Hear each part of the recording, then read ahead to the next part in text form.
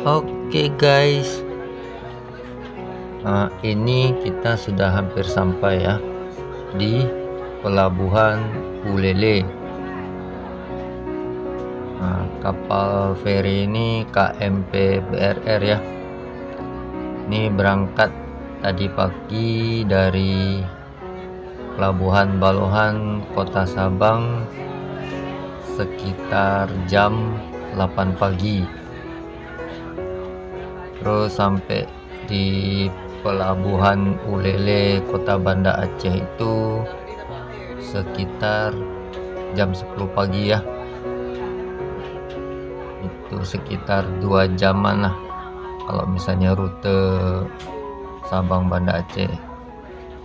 Ini kita udah siap-siap, kita mau turun. Yuk.